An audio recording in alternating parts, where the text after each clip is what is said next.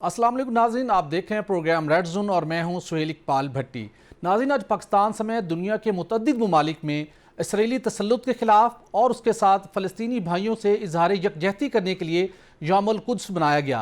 आज जब ये यौमुल कुद्स मनाया गया तो आज मशरक़ी वस्ता के सूरत हाल यकसर तब्दील होते हमें दिखाई दे रही है। सवाल ये है कि इसराइली मज़ालिम के खिलाफ तो वैसे कई दहाइयों से दुनिया भर के मुसलमान आवाज़ उठा रहे हैं, लेकिन क्या जो मशरिक़ वस्ता की ताज़ा तरीन सूरत हाल में डेवलपमेंट्स हुई हैं, क्या आने वाले दिनों में फ़लस्तीन भी इन तब्दीलियों से उसके फ़लस्तीन को भी समरात मिलेंगे और उसके साथ साथ मशरिक़ वस्ता की जो सूरत हाल है, जो डेवलपमेंट्स हैं, उसके खित्ते के ऊपर क्या असरात मुरतब होंगे? इस हवाले से तफसील से बात करने के लिए आज हमने दावत दी है जनाब अल्लामा राजा नासिर अब्बास साहब को, जो कि चेयरमैन हैं मजलिस वादिद मुस्लिमीन के। अल्लामा साहब, आपका बहुत शुक्रिया सर, आपने टाइम दिया।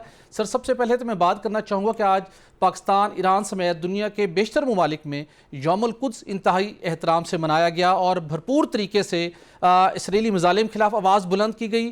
फ़लस्तीन भाइयों के साथ इजहार यकजहती के लिए एक नए अज़्म का इयादा किया गया, इसकी थोड़ी तारीख भी डालिएगा। और कई दहाइयों से यौमुल कुद्स मनाने का सिलसिला जारी है। जो अब मशरिक़ वस्ता की ताज़ा तरीन सूरत हाल के हवाले से डेवलपमेंट्स हुई हैं, आने वाले दिनों में इसके असरात फ़लस्तीन की सूरत हाल के ऊपर भी मुरतब होते हुए दिखाई देते हैं आपको? बिस्मिल्लाहिर्रहमानिर्रहीम, शुक्रिया। देखें, यौमुल कुद्स जमहूरी इस्लामी ईरान के इनकलाब के बाद शुरू हुआ जी।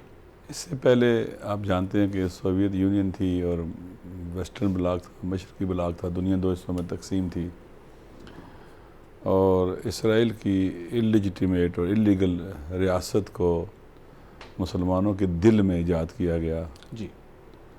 उस्मानी खिलाफत को तोड़कर पहली जंग अज़ीम और दूसरी जंग अज़ीम, दो जंगों के बाद एक नया आर्डर दुनिया के ऊपर लागू हुआ, जो ईस्टर्न ब्लॉक बना और वेस्टर्न ब्लॉक बना।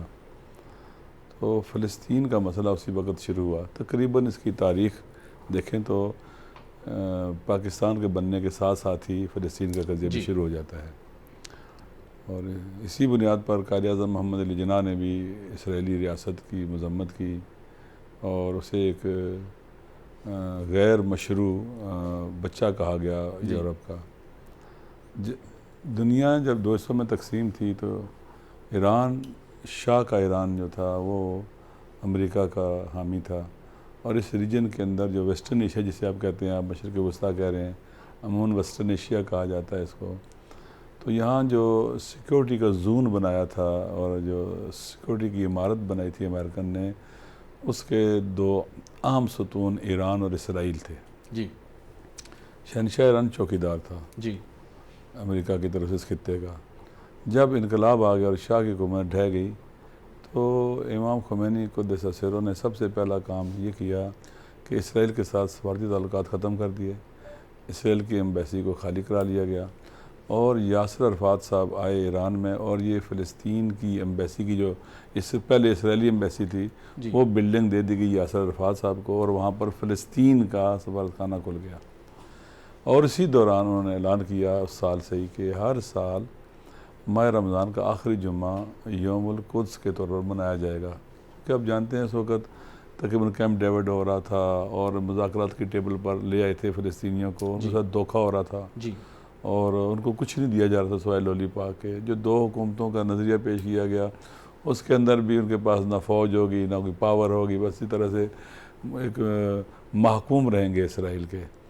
उस वक़्त जब दुनिया तकरीबन समझती थी कि फ़लस्तीन का मसला ख़त्म हो गया है और इसराइल के हक़ में फ़ैसला हो चुका हुआ है, तो इमाम ख़ुमैनी ने आखिरी जुम्मा जो माह रमज़ान का जिसे हम जुम्मतुल विदा कहते हैं, इसे ऐलान किया कि पूरी दुनिया में मुसलमान उठें क़िबला अव्वल के लिए और फ़लस्तीनियों की हमायत के लिए यौमुल कुद्स के तौर पर घरों से बाहर निकले, एहतजाज करें और फ़लस्तीनियों की हमायत करें।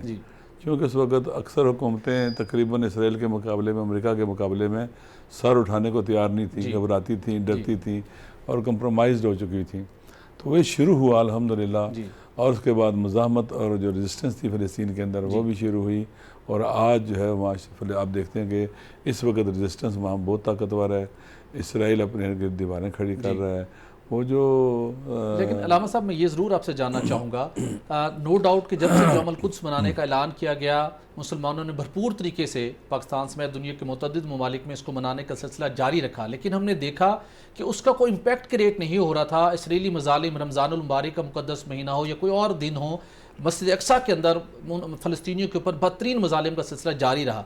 लेकिन हमने देखा कि जो वहदत मुस्लिमीन का जो इखला था, वो वहदत ना होने की वजह से कोई हमारी बात का कोई इम्पैक्ट नहीं था। आज हम जब देखते हैं यौमुल कुद्स मनाया गया है तो खित्ते के अहम तरीन ममालिक सऊदी अरब और ईरान के मबैन जो नया इम्पैक्ट हुआ है चीन के ताउन से, अब आप क्या देखते हैं कि ये जो मफाहमत और दोस्ती का नया बाब शुरू होने जा रहा है, ये मशरिक़ वस्ता की सूरत हाल और बिलखसूस फ़लस्तीनियों को इसराइलियों के मज़ालिम से निजात दिलाने के लिए किस हद तक माविन साबित होगा? ये मेरे ख्याल में अगर आदमी फ़लस्तीन की मज़ाहमत की तारीख पढ़े तो शायद जो आप बात कर रहे हैं ऐसे ना हो। 79 इनकलाब आता है ईरान में, और उसके बाद देखें फ़लस्तीनी मज़ाहमत कहाँ पहुँची है।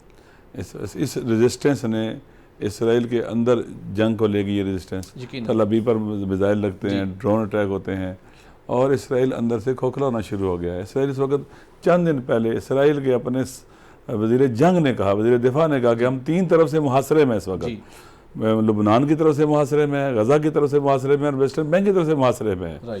वो जंग जो इसराइल दूसरे मुल्कों में लड़ता था अब उसके अपने अंदर चली गई है।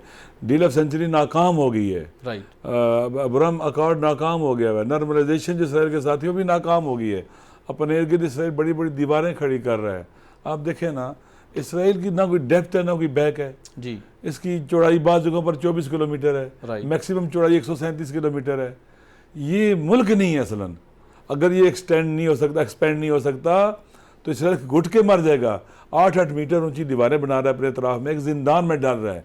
इसराइली अवाम ड्यूल नेशनल है, वहाँ आज सोसाइटी नाअमनी का खौफ है, उसके अंदर माशी बहरान है, भाग रहे हैं। 4 साल से इलेक्शन होता है, हुकूमत नहीं चल पाती, फिर इलेक्शन होता है, फिर नहीं चल पाती।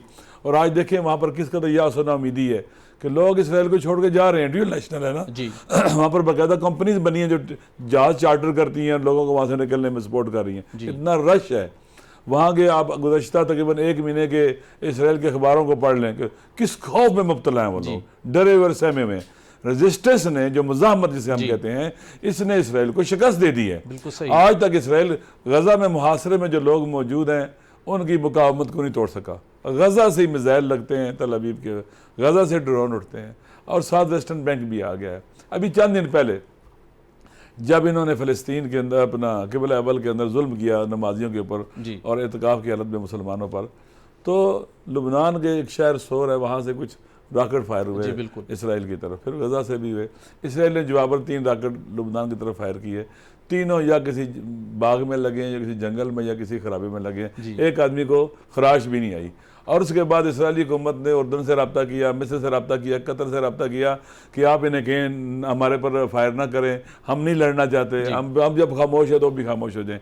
ये है वो इसराइल जो पहले चढ़ दौड़ता था जी, हमला करता था और हुकूमतें अपनी दूसरे मुल्कों की ज़मीन पर कब्जा करता था। आज वो इसराइल नहीं रहा है। इसका मतलब इसराइल कमज़ोर हो चुका हुआ है, शिकस्त खा चुका है। अमेरिका की तमाम तर सपोर्ट के बावजूद इसराइल हमें शिकस्त खुर्दा दिखाई दे रहा है। लेकिन जो आपने मंजर कशी की है, लगता यह कि इसराइल का क़याम बिल्कुल गैर फितरी था और आज भी गैर फितरी है। लेकिन OIC और अक़वाम मुत्तहिदा के प्लेटफॉर्म से इस मसले को हल करने के लिए कोई संजीदा काविश हमें क्यों दिखाई नहीं देती? सर, मैं पहले कहता हूँ कि देखिए, अमेरिका ताकतवर था जी, इसराइल ताकतवर था। हमारे हुक्मरान जो थे अमूमन कंप्रोमाइज़ थे, इनके अपने मफादात होते हैं, मसाइल होते हैं, आवाम के साथ इनका इतना ख़ास ताल्लुक़ नहीं होता और उन्हीं से अपनी लेजिटिमेसी रेगुलेटी लेते हैं, लिहाजा स्टैंड नहीं ले पाते। लेकिन आज उस मज़ाहमत ने जी, जो लुबनान की मज़ाहमत है, जो फ़लस्तीन की मज़ाहमत है, उस सारे खित्ते की मज़ाहमत है, इसने इसराइल को घुटने टेकने पर मजबूर कर दिया है। इसराइल क्या उसे कहते हैं कि मैंने जैसे पहले कहा, उसकी डेप्थ ही नहीं है, बैक ही नहीं है। असल वो असल एक अननेचुरल एक रजीम है और जो हुकूमत बनी है। अब जो सेकंड जो आपका सवाल था कि जो इस खित्ते के अंदर नई डेवलपमेंट हुई हैं, जो ईरान के और सऊदी अरब के दरमियान ताल्लुकात नॉर्मल हो गए हैं, सफारतखाने खुल गए हैं या खुल रहे हैं, इनके वज़ीर ख़ारजा की मुलाकात हो चुकी है जी, और इनकी टीमें जो एक दूसरे के मुल्क में पहुँच चुकी हैं, लीगल टीमें सफारतखाने खोलने के लिए जी। और सऊदी अरब की तरफ से दुनिया देख रही है, अमेरिका को सऊदी अरब की तरफ से ईरान के बाद सदर को दावत दी गई है दौरे की। इन्होंने वहाँ के जो बादशाह हैं उनको दावत दी है। सलमान बिन अब्दुल अजीज़ साहब को कि आप ईरान का दौरा करें। जी देखें क्या हो रहा है। अमेरिकन के इंटरेस्ट ये थे और इसराइल के कि ये हसास इलाका जी जहाँ पैसा भी बहुत ज़्यादा है, जी एनर्जी के ज़खायर हैं, ये बैटल फील्ड रहे। लड़े कौन? मुसलमान आपस में, जी और इसराइल फ़ायदा उठाए जी और उसने फ़ायदा उठाने की कोशिश की और आपस में एक दूसरे के दुश्मन बन जाए। इसराइल दुश्मन नहीं है, दुश्मन आपस में एक दूसरे के हैं। जी लेकिन ये जो लेटेस्ट मूव हुई है जिसमें चाइना का बड़ा अहम रोल है, जी इराक का अहम रोल है और मस्कत और अमान का अहम रोल है, जी ये इस मूव ने इस एरिए को जो हसास इलाका है, अहम इलाका है, ईस्ट का और एशिया का हार्ड पॉइंट है, इसको बैटल फील्ड से डिप्लोमेटिक फील्ड में चेंज कर दिया है। सर मैं आपसे ये अब जरूर ये जानना डिप्लोमेटिक चाहूंगा। फील्ड बन जी, चुका है। जी यहाँ पर इस वक्त जंग की तरफ नहीं जा रहे। जी ईरान और देखिए यमन के हालात ठीक हो रहे हैं। शाम को यूएई के शाम के सदर साहब ने यूएई का दौरा किया। जी अभी उनके वज़ीर ख़ारजा सऊदी अरब के और इनके आपस में मिल रहे हैं शाम के, और तकरीबन अक्सर अरब ममालिक जो हैं कतर बहरीन के तल्लुकात भी बहाल होने शुरू हुए उनके हैं। वज़ीर ख़ारजा या उनके पार्लियामेंट के स्पीकर वहाँ आए हैं, शाम में आए हैं, जी और एक अच्छी आपस में नए सिरे से ताल्लुकात को सवार किया जा रहा है।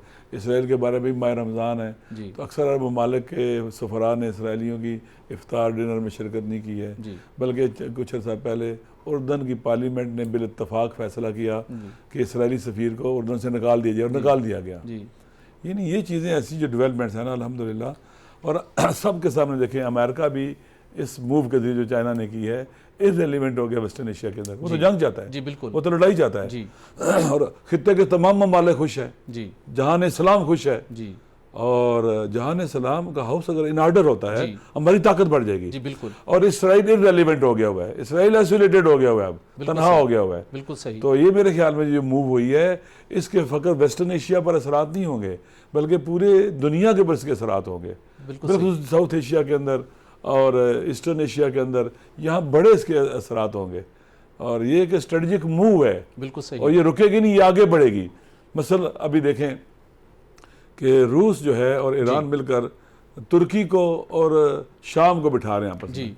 अभी चंद दिन पहले इनके नायब वज़ीर ख़ारजा की ईरान के, तुर्की के, शाम के, और उनके वज़ीर ख़ारजा थे रूस के, इनकी 2 मीटिंग्स हो चुकी हैं मास्को के अंदर। जी ग्राउंड मुहैया की जा रही है कि इनके आपस में मुलाकात और इनके आपस में हाउस इन ऑर्डर हो जाए, और इनके ताल्लुकात जो है ना वो जो ख़राब है वो ठीक हो जी। जाए। तुर्की और मिस्र के ताल्लुकात अच्छे हो गए हुए हैं।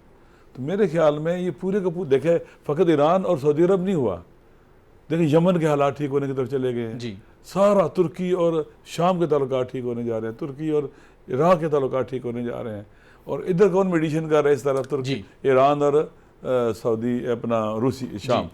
और इसी तरह से अब हमारा साउथ एशिया है, इस पर भी इसके असरात होंगे। बिल्कुल सही।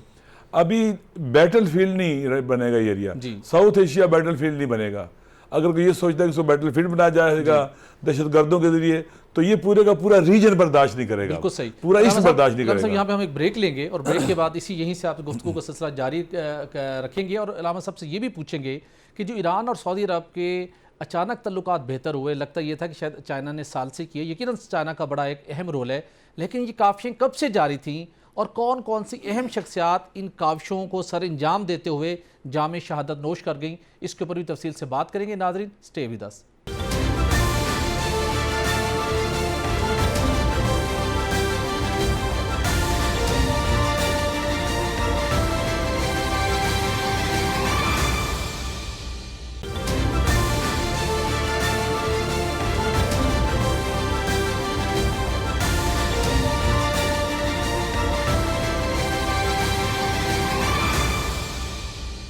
वेलकम बैक नाज़रीन।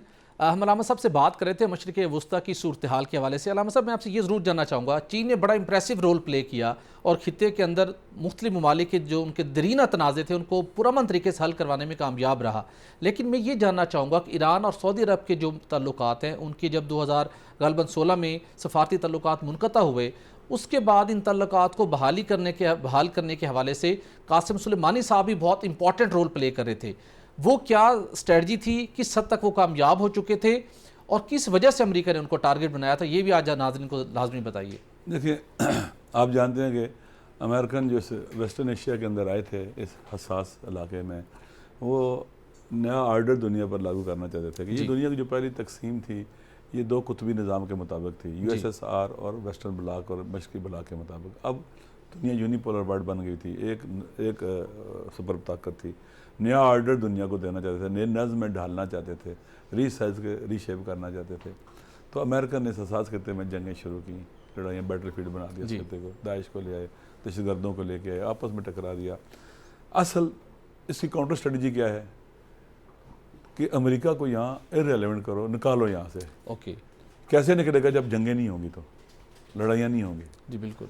कासिम सुलेमानी ने इराक़ के साबका प्राइम मिनिस्टर आदिल अब्दुल महदी जो उस वक्त प्राइम मिनिस्टर थे, जी। उन्होंने चंद दिन पहले, 2-3 हफ्ते पहले अरब अखबारों में एक आर्टिकल लिखा है। उसके अंदर वो लिखते हैं कि मैं चीन के दौरे पर गया हुआ था और अभी मेरी प्रेसिडेंट चीन से मुलाकात नहीं हुई थी, तो मुझे कासिम सुलेमानी शहीद का टेलीफोन आया और उन्होंने मुझे कहा कि आप जब वापस आएँ तो ईरान के दरमियान और सऊदी अरब के दरमियान मीडिएशन करें। ओके। मैंने उनको कहा ठीक है। फिर मैंने चीन के सदर को जब मुलाकात हुई तो उसको भी ये बात बताई, तो उसने भी बहुत वेलकम किया, अप्रिशिएट किया, होना चाहिए। राइट। मैं जब वापस आया तो मैंने सऊदी अरब रब्ता किया और मैंने कहा मैंने आना है वहाँ दौरे पर। तो उन्होंने कहा कि अब तो कुछ अर्सा पहले हो के गए, खैर है। तो मैंने कहा जी कि मुझे ईरान से कहा गया आपके दरमियान, ईरान के दरमियान मीडिएशन करूँ। जी। तो उन्होंने कहा कि ईरान की तरफ से किसने आपको कहा है? तो इन्होंने कहा जी कि मुझे जनरल कासिम सुलेमानी ने कहा है। जब उन्होंने जनरल कासिम सुलेमानी का नाम सुना, शहीद का, जी, तो उनको पता था ये जो बात कहता है इस पर पूरा उतरता है, बिल्कुल। ये कोई सादा बात नहीं है। जी। उन्होंने उनको कहा कि मरहबा, वेलकम, आप आएँ। ये वहाँ गए, फिर वहाँ से उनको चार्टर फॉर डिमांड जो भी लिखा उन्होंने इनको दिया और ये लेके आगे ईरान कासिम सुलेमानी को दिया, इन्होंने फिर अपनी हुकूमत को दिया। और जब कासिम सुलेमानी उस हुकूमत, ईरानी हुकूमत की तरफ से जवाब लेके आ रहे थे, बगदाद उतरे एयरपोर्ट पर, तो उन्हें शहीद कर दिया गया। अच्छा, उस वक्त वो जवाब लेकर आ रहे थे और ओके, ये बहुत बड़ी डेवलपमेंट थी उस वक्त की। वो लिखते हैं कि जिस ब्रीफ केस में वो जवाब लेटर था वो भी नहीं मिला, यानी जब अटैक हुआ उसके ऊपर मिसाइल का तो शहीद हो गए, उनका बदन भी टुकड़े टुकड़े हो गया, खाली एक बाजू सालम बचा। तो वो ये लेके जा रहे थे कि जवाब लेके जा रहे थे कि इस खत्ते को हाउस को ऑर्डर करें और जंगों से निकलें। और अमेरिका जो यहाँ जंगें चाहता है और मुसलमान वालों के पैसे लेता है, असला बेचता है, इनको आपस में लड़ा कर इसे निकालते हैं। जी। तो ये उनका बहुत अहम रोल था और हकीमाना रोल था। और वो और आज उनके किरदार की वजह से ये कामयाबी मुमकिन हो सकी और ये 3 साल से एफर्ट्स जारी थी। हाँ, जारी थी। और इसमें इराक़, पहले इराक़ भी इन्वॉल्व रहा, इराक़ के अंदर इनकी मुलाकातें होती रहीं, बैकडोर चैनल से, डिप्लोमेसी से। अम्मान मस्कत की हुकूमत भी इसमें, उसका भी बड़ा पॉजिटिव रोल रहा है। फिर चीन इसमें आ गया है।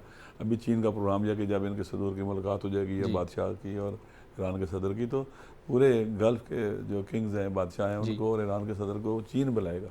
ओके। और इनको तो ये रोल जो है ना, देखें चीन का पहले एक रोल होता था कि इकोनॉमिकली रिलेशन कायम कर और आगे बढ़ रहा है।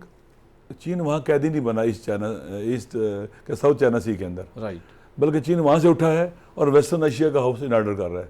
बिल्कुल सही। और अमेरिका यहाँ इरेलीवेंट हो चुका है। ठीक है, तो आप देख रहे हैं कि अभी इसराइल की हालत इतनी पतली हो गई है जी, क्योंकि आपको पता होगा कि कुछ मकबूजा फ़लस्तीन कहते हैं लोग उसको, इसराइल तो नहीं कहते, एक इलिजिटिमेट रियासत है। जी बिल्कुल। इनके समंदरी हदूद मिलती हैं लबनान के साथ, वहाँ से इसराइल ने तेल निकाला और गैस निकाली, दरियाफ्त की जी, ड्रिलिंग करके। तो जब वो उसकी प्रोडक्शन के करीब पहुँचा और उसको लेके जाना था, तो सैयद हसन ने, नसरुल्लाह हफ़ज़ुल्लाह ने इसराइल को थ्रेट किया कि अगर तुमने यहाँ से तेल निकाला या गैस निकाली तो हम आप पर, इसराइल पर हमला करेंगे। बिल्कुल सही। एक गोली फायर नहीं हुई और इसराइली वहाँ से निकल गए। अमेरिका ने इन्वॉल्व हुए। ये देखें, एक गोली, हमारा मीडिया नहीं दिखाता इन चीज़ों को। इसराइल के अंदर जिस वक्त लाखों लोग निकलते हैं, लड़ाइयाँ हो रही हैं, अंदर से खोखला हो रहा है, नहीं दिखाया जाता जी। इसराइल के खाली रोब और हैबत है जी, इसराइल के बगैर हमारी दुनिया में हैसियत नहीं बनती। नहीं, इसराइल इस वक्त डूब रहा है, इसकी कश्ती, इस पर सवार होना यानी गर्क होना उसके साथ है। पाकिस्तान से अगर कोई नॉर्मलाइजेशन की बात करते हैं, बाज़ औक़ात पार्लियामेंट में लोग बात कर देते हैं, बाज़ औक़ात ये ट्रेड के हवाले से बात करते हैं, बाज़ औक़ात ड्यूअल नेशनलिटी के नुमान से कुछ जर्नलिस्ट वहाँ चले जाते हैं। ये बड़ा दबाव है न सिर्फ पाकिस्तान समेत दुनिया के दीगर मुस्लिम मालिक के ऊपर कि इसराइल को तस्लीम किया जाए, सफारती तल्लुकात बनाएं, मुख्तलिफ जस्टिफिकेशंस भी दी जाती हैं। क्या आप देखते हैं कि जिन ममालिक ने तस्लीम किया है माजी करीब के अंदर, और उसके बाद आने वाले दिनों में दीगर मुस्लिम ममालिक भी इसराइल को तस्लीम करेंगे, जो इसराइल की पिक्चर आप पोर्ट्रे करें स्पेशली? देखें, मेरे ख्याल में वो ख़ुद भी जानते हैं जिन्होंने ताल्लुकात बनाए हैं उन्होंने सही नहीं किया है, गलत किया है।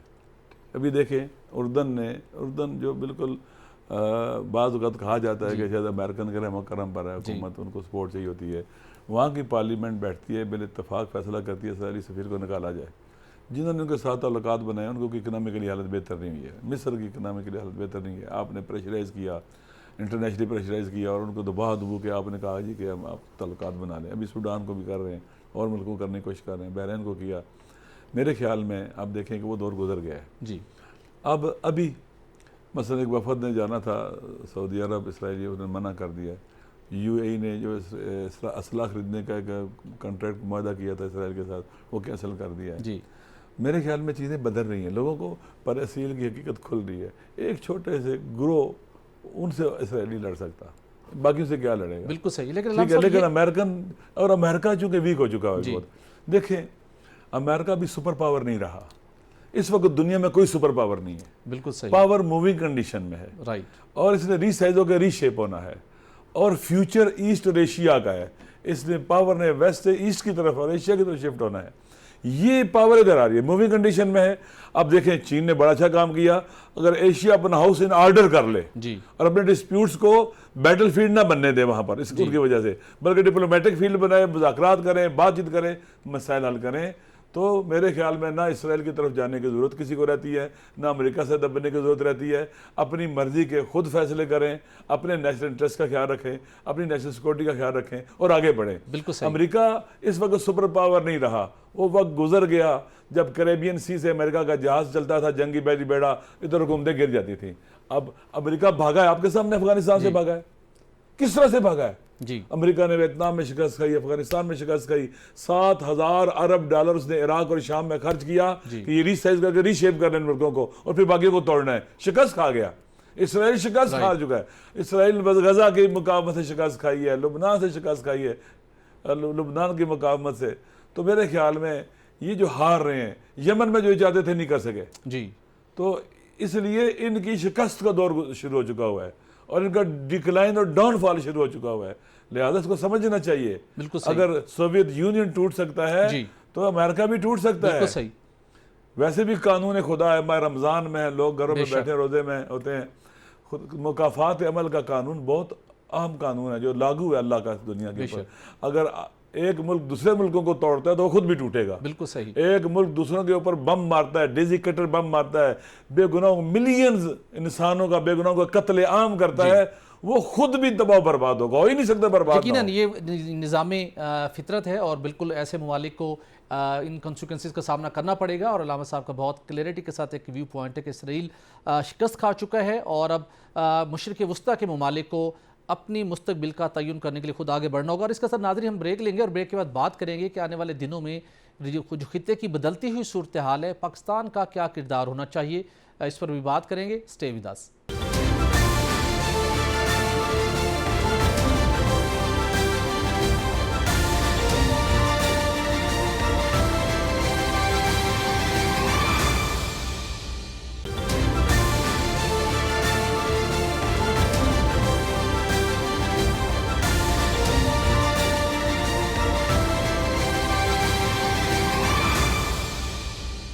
वेलकम बैक नाज़रीन। अल्लामा साहब, हम आपसे जानना चाहेंगे, जैसे हमने कासिम सुलेमानी शहीद की बात की, ये जो अब खित्ते में तब्दीलियाँ हुई हैं, जो चीन का, जो सऊदी अरब का, ईरान ने जो रोल प्ले करते हुए जो एक नई एग्जांपल सेट की इस खित्ते के अंदर, इसराइल और अमेरिका तो डेफिनेटली चाहेंगे कि सारे पीस प्रोसेस को, इस डेवलपमेंट के प्रोसेस को हम सबुटाज करें। तो किस लेवल की इस वक्त प्लानिंग होगी कि आने वाले दिनों में कोई ऐसा वाक़या रूनमा ना हो जिससे ये सारा अमल दोबारा मुतासिर हो जैसे माजी में किए गए? तो क्या ये तमाम इन ममालिक को इस बात की रियलाइजेशन है कि हमने कैसे सस्टेनेबल तरीके से अब आगे बढ़ना है? देखें, ये तो कोई अचानक ताल्लुकात ठीक नहीं हुए, एक प्रोसेस से गुजरे हैं, मुज़ाकरात रहे हैं और इन्होंने जिन चीज़ों को राज रखना था राज रखा है, इन्हें ओपन करना था ओपन रखा है। मैं पढ़ रहा था कि अमेरिकन CIA के हेड ने कहा कि हमारे लिए शॉकिंग था ये, रुकावटें डालेंगे, कोशिश करेंगे, लेकिन कमज़ोर हो चुके हैं। सऊदी अरब को अमेरिका की निस्बत चीन सूट करता है। सही। एक तो ट्रेड उसका सऊदी अरब का चीन के साथ बहुत ज़्यादा है अमेरिका की निस्बत। वहाँ तो एक तरफा है, असला लो और पैसे दो। यहाँ तो चाइना की इंपोर्ट बहुत ज़्यादा है सऊदी अरब से ऑयल की, और इंपोर्ट एक्सपोर्ट बहुत ज़्यादा है इनकी, बहुत ज़्यादा इनका ट्रेड है। लिहाजा दूसरा, चीन को नहीं प्रॉब्लम कि वहाँ पर किंगडम हो या जमहूरियत हो या और मसाइल हो, सही, ठीक है। वो चाहता है कि स्टेबिलिटी आनी चाहिए जी, इस खिते बिल्कुल। के अंदर। बाकी वो मुदाखलत, चीन मुदाखलत के भी कायल नहीं है कि मुदाखलत करें और वहाँ पर रजीम चेंज करें, रीसाइज करें खिते को, रीशेप करें, ऐसे अहदाफ भी नहीं उसके, ठीक है। चीन बहुत बड़ी इक़्तिसादी ताकत भी बन चुका हुआ है। सही, अब अगर मैं, अब टाइम नहीं है, जी, जी। अमेरिका के साथ जो चीन का ट्रेड है चीन के हक में है, पूरे यूरोप के साथ जो ट्रेड है जी, चीन के बिल्कुल। हक में है, दुरुस्त है। अभी जो आजकल अभी मेरे ख्याल में आजकल आज ही शायद वज़ीर ख़ारजा जर्मनी का जा रहा है चीन। इससे पहले सदर फ्रांस जा चुके हैं, स्पेन के लोग जा चुके हैं, उनकी यूरोपियन यूनियन की जो हाई ऑफिशियल है, उनके प्रेसिडेंट है, ये सारे जा चुके हैं। चीन आने वाले दिनों में यूक्रेन रशिया वाले मामले भी अपना रोल प्ले कर दिखाएगा। मैं अर्ज़ करता हूँ, ठीक है। तो ये जो, और वो यूरोपियन भी जानते हैं कि अमेरिका ने हमें यूक्रेन जंग में फंसाया है जी, और उसको बहुत नुकसान हुआ है, और उनको महंगा ऑयल बेच रहा है, महंगी चीज़ें बेच रहा है, बहुत फ़ायदा उठा रहा है अमेरिका, क्योंकि अमेरिका जंगों में बना है, जी, असला बेचता है, जंगों में आगे बने के, जी। ठीक है। बस एक बात ये, लिहाजा ये इनको अवेयर हैं, इंशाल्लाह मुझे और अवेयर होंगे, मुझे उम्मीद है, ताकि उनकी तरफ से भी ऑब्स्टिकल खड़े किए जाए अमेरिकन और इसराइलियों की तरफ से, या अमन के दुश्मनों की तरफ से उनको काउंटर किया जा सके। पाकिस्तान की बात, जी, देखिए पाकिस्तान हसास जगह पर वाक़ है, स्ट्रेटजिकली बहुत अहम जगह पर वाक़ है, एटमी मुल्क है, 24 करोड़ आबादी है इसकी, 24 करोड़ आबादी, और पाकिस्तान बिलाखिर जुड़ा हुआ है इस रीजन के साथ, खिते के साथ। पाकिस्तान पर इसके असरात होंगे। पाकिस्तान को एक मुद्दत तक उल्टा लटका के नहीं रखा जा सकता। दुरुस्त, यहाँ का हाउस इन ऑर्डर करना होगा, दुरुस्त, हाउस इन ऑर्डर करना होगा। पाकिस्तान को इसी में फ़ायदा है, अभी अमेरिका के पीछे जाना कोई फ़ायदा नहीं है, कोई फ़ायदा नहीं अमेरिका के पीछे जाने का। हमें चाहिए कि अफगानिस्तान से तल्लुकात ठीक करे, ईरान से, तुर्की से, इराक से, चीन से। एशियन ब्लॉक बनता दिखाई दे रहा है आपको? बिल्कुल, एशिया का हाउस इन ऑर्डर होना ही होना है, क्योंकि पावर शिफ्ट हो रही है उधर से। दुनिया नए नज़्म में ढल रही है जिसमें कोई सुपर ताकत नहीं होगी। लोग हम तजुर्बा कर चुके हैं 2 सुपर पावर का, 1 सुपर पावर का। अब पावरफुल रीजन वजूद में आएंगे, पावरफुल कंट्रीज वजूद में आएंगे, लिहाजा वो सुपर पावर नहीं होगी, कोई इतना खर्चा भी करने को तैयार नहीं है। पाकिस्तान अब देखें यहाँ पर इररिलेवेंट हो गया, जब पावर शिफ्ट हो रही है, आप अंदर से उलझे हुए हैं, तो आप उसमें आपको कितना शेयर होगा? कुछ भी नहीं, आप इररिलेवेंट रहेंगे और मिस्कीन रहेंगे आप। लिहाजा पाकिस्तान की आवाम को भी चाहिए, पाकिस्तान के हुक्मरानों को भी चाहिए, सबको चाहिए कि पाकिस्तान का हाउस इन ऑर्डर करें। पाकिस्तान के अंदर आइन और कानून के मुताबिक हुकूमत होनी चाहिए, इलेक्शन होनी चाहिए। आखिर इलेक्शन से क्यों फरार हम करें? पाकिस्तान का आइन कहता है इलेक्शन होने चाहिए 90 डेज के अंदर। दुनिया के अंदर जहां भी बहरान आते हैं, बहरानों से गुजरने के लिए क्या करते हैं? नए इलेक्शन कराते हैं, फ्रेश मैंडेट लेके घूमते आती हैं और ऐसे फैसले करते हैं जो उनकी नेशनल सिक्योरिटी और नेशनल इंटरेस्ट के साथ जो है ना साजगार होते हैं। पाकिस्तान को बदलना होगा जी। अगर नहीं पाकिस्तान बदलेगा तो जैसे अभी इररिलेवेंट है, और इतना बड़ा मुल्क अगर मजीद इररिलेवेंट रहेगा तो अंदर से ये खोखला होकर ढह जाए। अलामा साहब, मैं आपसे ये जरूर जानना चाहूँगा, आपने पाकिस्तान की बात की, माजी के अंदर जब सऊदी अरब और ईरान के तल्लुकात कशीदा थे तो पाकिस्तान के अंदर प्रॉक्सी वॉर का सिलसिला भी जारी रहा, फिरका वारियत भी रही, दहशतगर्दी की कार्रवाइयाँ भी होती रहीं। तो इस कॉन्टेक्स्ट के अंदर अब जब दोनों ममालिक के तल्लुकात बेहतर हुए तो पाकिस्तान के अंदर पायदार अमन और माशी सरगर्मियों को किस हद तक फ़रोग मिलता हुआ आप देखते हैं? देखें, जितनी भी दहशतगर्दी है ना, इसके पीछे अमेरिकन और इसराइली हैं, वो इररिलेवेंट हो जाएंगे, अमन आ जाएगा। दाइश किसने बनाई है? अमेरिकन ने जी। बाकी बड़ी बड़ी कितने दहशतगर्द किसने बनाए हैं? अमेरिकन ने बनाए हैं। हमारे जो मुख्तदिर हल्के हैं जी, ये अमेरिका की पॉलिसी को टोना करें। यहाँ जो लश्कर बने हैं जी, वो सऊदी अरब ने आके बनाए हैं, ईरान ने आके बनाए, खुद यहाँ के लोगों ने बनाए जी, अमेरिका के कहने पर बनाए हैं। लिहाजा अमेरिका जितना कमज़ोर होता चला जाएगा इतना दुनिया में अमन आता जाएगा, जितना इसराइल कमज़ोर होगा अमन आएगा। पहली बात यह, लिहाजा हमें वेलकम करना चाहिए कि 2 मुसलमान मुल्क इकट्ठे हुए हैं और फिर जहान इस्लाम का फ़ायदा है और उम्मत इस्लामी का फ़ायदा है। नंबर 2, पाकिस्तान की खुद एक मुस्तकिल हैसियत है, कोई छोटा सा सिटी नहीं है छोटे मुल्कों की तरह, एक अजीम मुल्क है, 24 करोड़ आवाम है, एटमी मुल्क है, हर लिहाज से रिच है, अल्लाह ने बड़ा पोटेंशियल रखा है इसके अंदर। इसको खुद फैसले करने चाहिए, हम दूसरों के पीछे क्यों फिरें? वो मुल्क जो छोटे छोटे सिटी हैं, शहर की तरह, हमारे प्रेसिडेंट या प्राइम मिनिस्टर जाए वहां पर ऐसे जाए जैसे उनके बच्चे। बिल्कुल सही, ये बड़े हैं। आप एक ज़माने में इन अरब ममालिक के बाद वज़रा या प्राइम मिनिस्टर या प्रेसिडेंट आते थे, पाकिस्तान के सदूर का प्राइम मिनिस्टर का एक लेवल होता था, हैसियत होती थी। पाकिस्तान ने इस्लामी सरबराही कॉन्फ्रेंस की यहाँ पर, पाकिस्तान की इज्जत थी, लेकिन इज्जत जब आप भीख का गशकोल लेके जाएंगे तो नहीं होगी, तो मांगने वालों की इज्जत नहीं होती, बेकारियों की इज्जत नहीं होती। वक्त कम है, मैं आपसे कंक्लूडिंग रिमार्क्स चाहूँगा कि जो इस वक्त सूरत हाल है, रीजनल जो नई डेवलपमेंट्स हो रही हैं, पाकिस्तान बिल्कुल इररिलेवेंट हुआ है। इस रीजनल पॉलिटिक्स के अंदर, रीजनल डेवलपमेंट्स के अंदर पाकिस्तान को क्या किरदार अदा करना चाहिए, कहाँ पे अपने आप को कनेक्ट करना चाहिए कि इसके समरात खित्ते के दीगर ममालिक के साथ साथ पाकिस्तान को भी मिल सके? फ्रेश इलेक्शन होना चाहिए, फ्री एंड फेयर, नई हुकूमत आनी चाहिए, अवाम का मैंडेट ले गए, अपनी खारजा पॉलिसी, दाखिला पॉलिसी, डिफरेंट पॉलिसीज़ जो है बाशी पॉलिसीज़ बनाए, अवाम का एतमाद उसके साथ हो, फिर लोग तावन भी करेंगे, एतमाद भी करेंगे और उसके मुताबिक चला जाए। अगर आप कहेंगे कि यही लोग हुकूमत करें तो इन पर कोई एतमाद नहीं करता। आपने देख लिया, 1 साल होने को है, आपने IMF को देख लिया, आपने बाद मुबारक जो उनको पहले पैसे देते थे अब आसानी से पैसे भी नहीं दे रहे, नाक रगड़वा रहे हैं इनका, नहीं एतमाद करते लोग। जिनके साथ अवाम नहीं हो उस पर एतमाद नहीं किया जाता, क्यों वो समझते कि मुमकिन आज है कल नहीं है।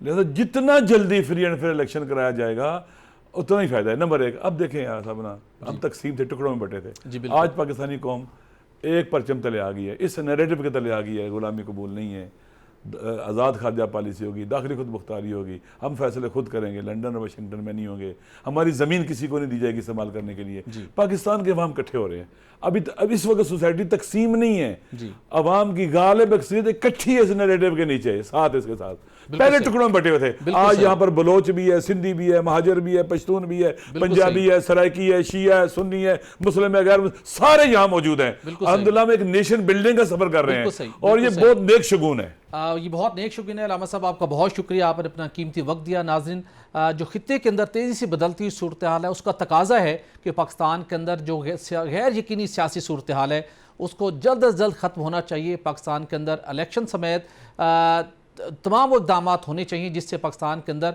एक न सिर्फ पायदार हुकूमत कायम हो सके, ताकि वो एक जो पायदार हुकूमत होगी वही पाकिस्तान के मामलात को आगे आलमी सतह के ऊपर बेहतर चलाने के अंदर माविन हो सकती है। बसूरत दीगर शायद ताख़ीर ना हो जाए और हम दुनिया के दीगर ममालिक के मुकाबले में हम पीछे न रह जाएँ। तो ज़रूरत इस वक्त की है कि इत्तेहाद के साथ मुत्तहिद होकर बैठें और मामलात को अफ़हाम व तफ़हीम के साथ हल करें। नाज़रीन, आज के प्रोग्राम का वक्त ख़त्म हो जाता है, आपसे होगी कल दोबारा मुलाकात। इजाज़त दीजिए, अल्लाह हाफ़िज़।